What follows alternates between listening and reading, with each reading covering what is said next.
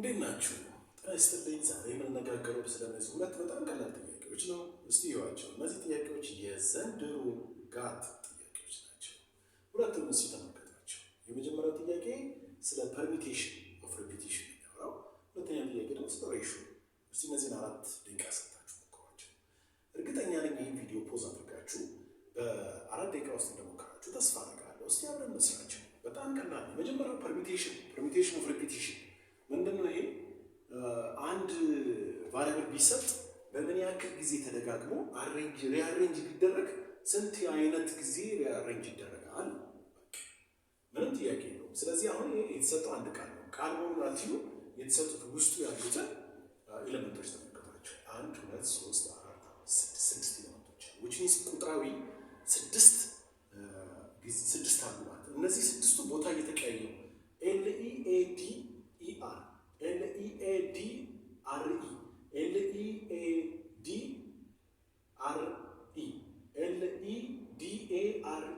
ምናምን እየተባለ ቢወጣጣ እና ቢሄድ ምን ያክል ጊዜ ሪፒቲሽን ያመጣል ሳይደገም?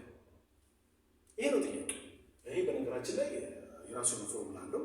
ነገር ግን ያን ፎርሙላ መስራት ይቻላል፣ ግን በጣም ጊዜ ይወስዳል። ስፔሻሊ ከረዘመ ኤሌመንቱ ለምሳሌ በጣም በርካታ ቁጥር ከሆነ ወይም በርካታ ፊደላት ከሆኑ በጣም ይከብዳል። ስለዚህ የፐርሚቴሽን ፎርሙላው ይሄን ይመስላል። የዚህ ፐርሚቴሽን ኦፍ ሪፒቲሽን ለመስራት የ6 ተማሪ ያለው 1 2 3 4 5 6 ፐርሚቴሽን ኦፍ ሪፒቲሽን ማለት ነው።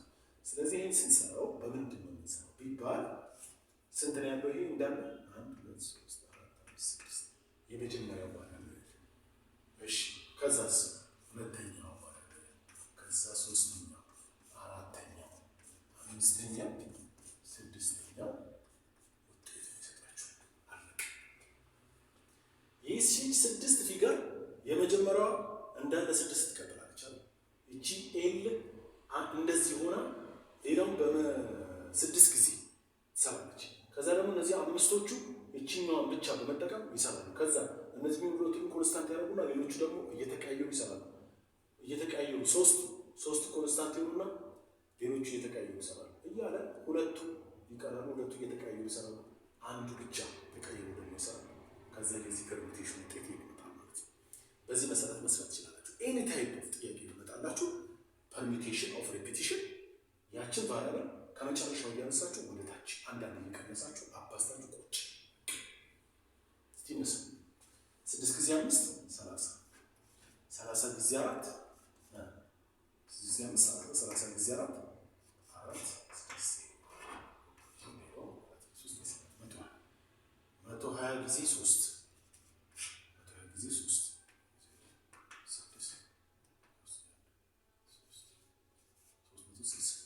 360 ጊዜ 2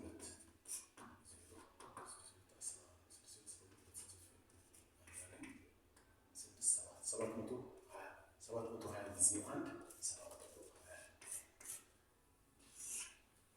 ወደ ሁለተኛው ጥያቄ ነው የሚለው ኤ ሬሽዮ ቢ 3 ሬሽዮ 4 ከሆነ ቢ ሬሽዮ ሲ 8 ሬሽዮ 6 ከሆነ ኤ ሬሽዮ ሲ ስንት ይሆናል?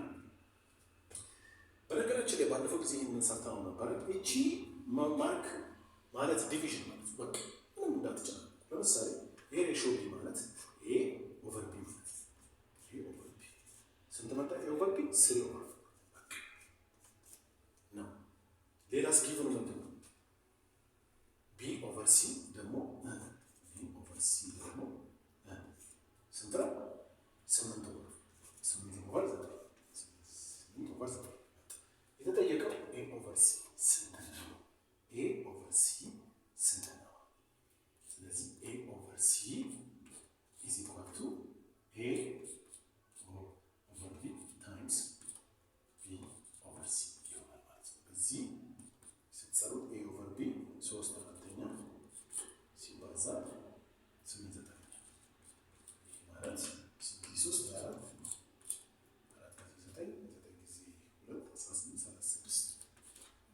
ነው በ12 2 በ12 3 መሳሳት የሌለባችሁ 2 ኦቨር 3 ማለት 2 ሬሽዮ 3 ማለት 3 ሬሽዮ 2 ማለት አይደለም።